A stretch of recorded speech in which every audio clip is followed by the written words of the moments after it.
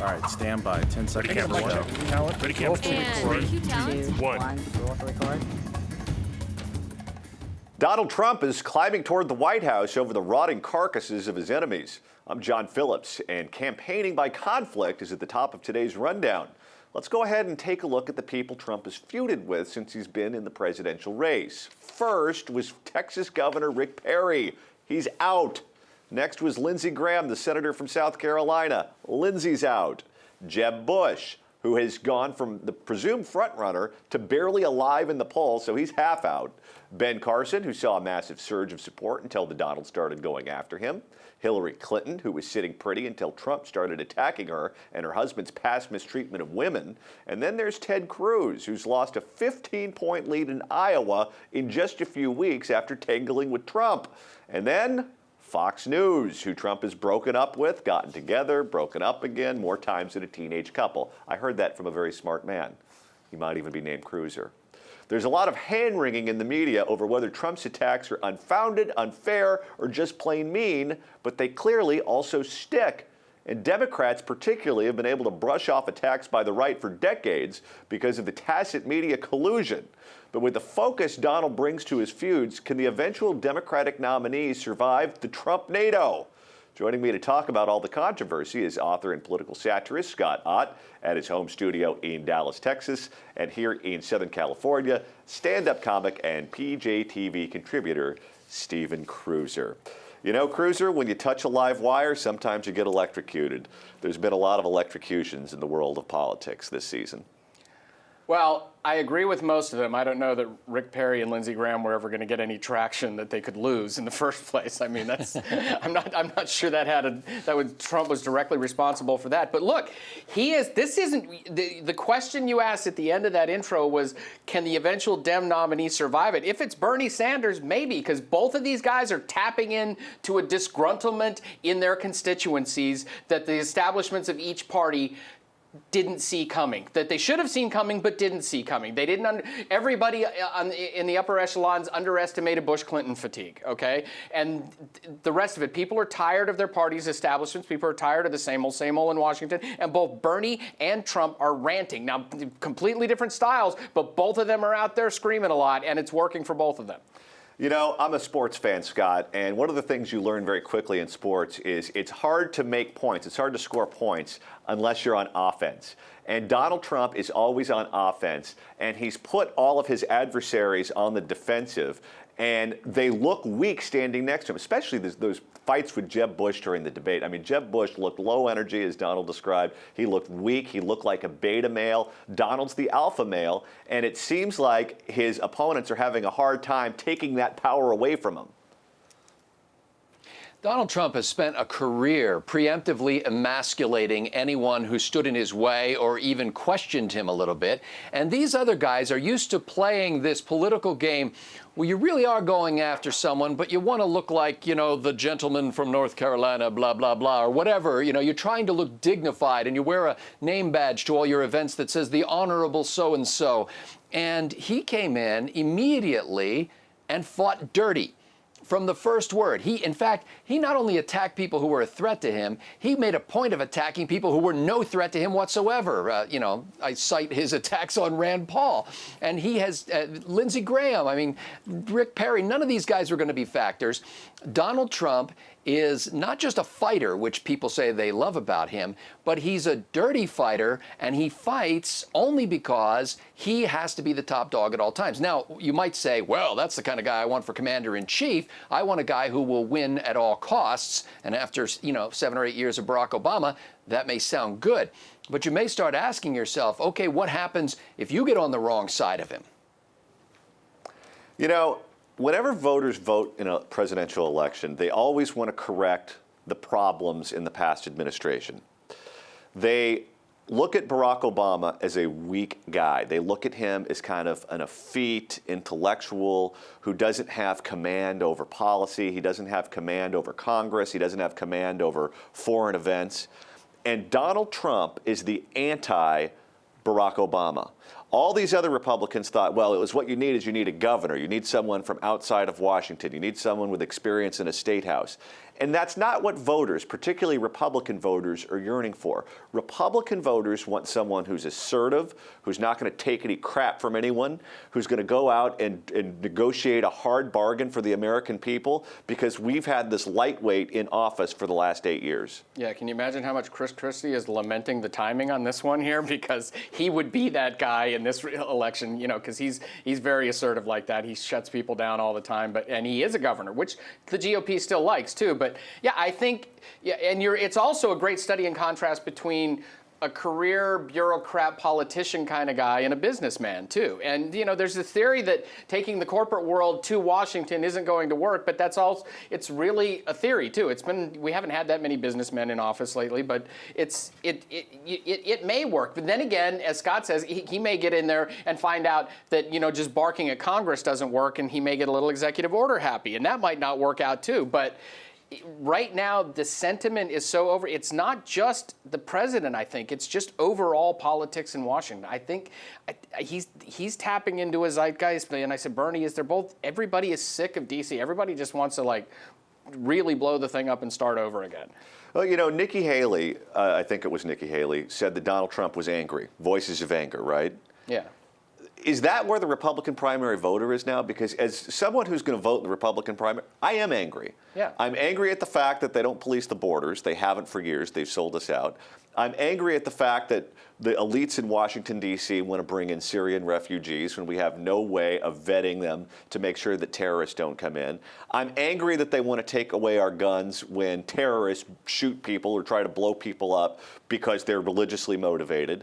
And I think that Donald Trump is the guy, Scott Ott, that understands the temperature in the room better than anyone else. So when he goes after these other candidates and he fights dirty, as you described, or he plays hardball, as a Republican primary voter, I love it. I eat it up with a spoon. I can't get enough, because he's expressing the anger and frustration that I feel towards my government right now in Washington, D.C. Your thoughts? And I think that there's a division between people like you. I think we're all, if you're a Republican and you're paying attention to the news and you're not upset with how Republicans have behaved over the last decade, then you're just, I don't know, you're just immoral or something, or you're not really paying attention. So the question becomes, if we're upset with the status quo and how things are going, what's the solution to that?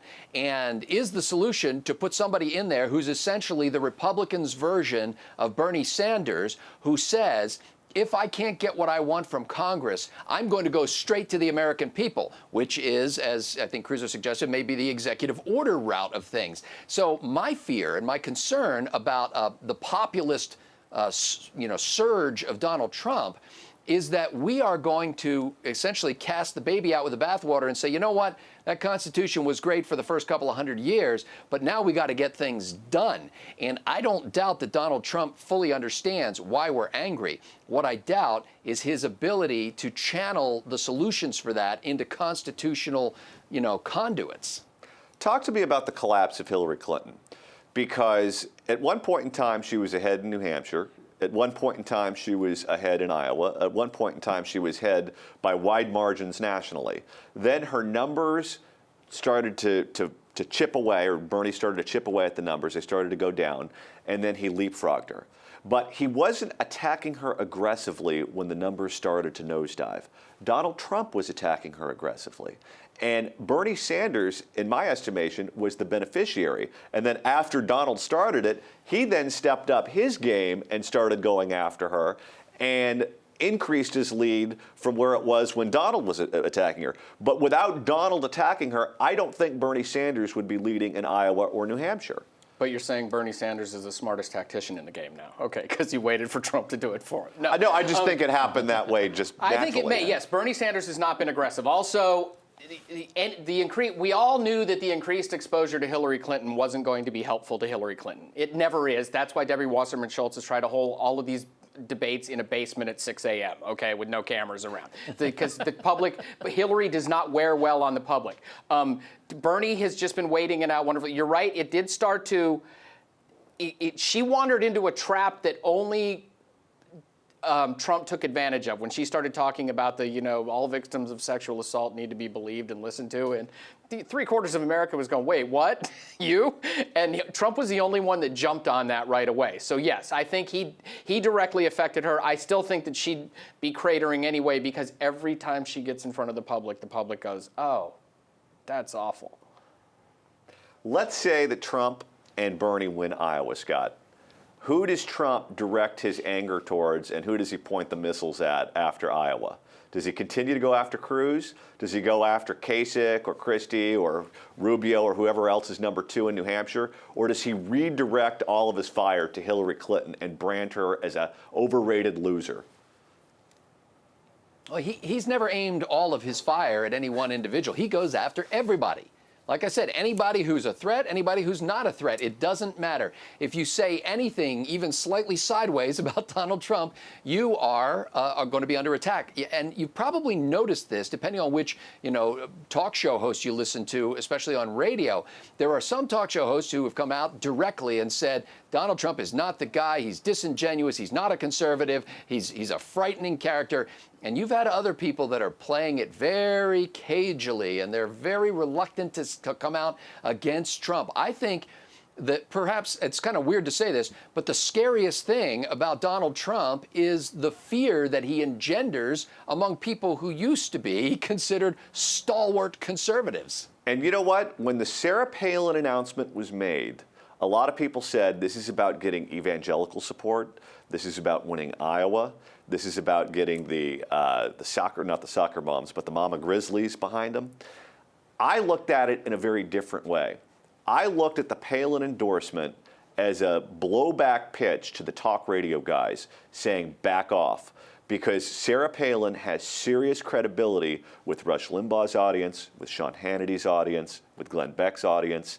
And if you want to go after Sarah Palin, then Sarah Palin, instead of Donald Trump, will go back after you. And the last thing that Rush Limbaugh wants, the last thing that Sean Hannity or Michael Medved or Hugh Hewitt wants, is Sarah Palin attacking them by name, questioning their credentials, because she is well-liked by their audience and they know it. But it's only since then that Levin and even Rush, to a certain extent, have started to step up a little. They were providing a lot of cover for Trump in the beginning. And then they attacked him, and then Rush backed off. And then Rush backed off. Levin is not backed off. No. But Levin looks like a Beck flip-flopper now.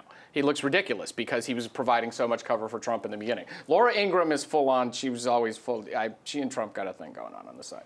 But I don't know what's going on there. But I think maybe the Palin. The Palin thing does make more sense going after the talk radio constituency. You're right, rather than the evangelicals. I don't think it was really about. I don't think Trump would ever directly think I have to appeal to the evangelicals right now. But we have to see. I think it's great scorched earth primary stuff. I think he's the perfect battering ram for the primary door. And in this general election, especially if Hillary is the nominee, I don't buy the Trump polling that she's going to kill Trump in the general. I think he'll rip her to shreds. Trump successfully put the talk radio crowd behind the 8 ball by putting Palin out there. Yeah, but I think that John, go ahead. I was just going to say, there's a scene from the beginning of one of Woody Allen's early movies called Bananas, where there's a revolution that's taking place, and the guy, it's successful, and the revolutionary leader gets up on the steps, and he's speaking to the crowd and saying these things that stir people's hearts, and I think this is, the reason I say this is what happened to guys like Mark Levin and Rush Limbaugh, and everybody's going, yeah, that's right, and then the revolutionary leader starts saying, from now on, the underwear will be worn on the outside. And, he just starts saying insane things. And the crowd sort of starts backing away and going, oh, he's mad with power. And I think that's the reaction that Trump has engendered. At first you're like, that's right, get him. And then after a while you're going, oh, my goodness, what does that really mean? All right, Scott, you get the last word. Now it's your turn. What do you think? Is Donald Trump feuding his way to the Oval Office, or does he just not play well with others in the sandbox? Let us know your thoughts in the comments section below. I'm John Phillips. Thanks so much for watching The Rundown.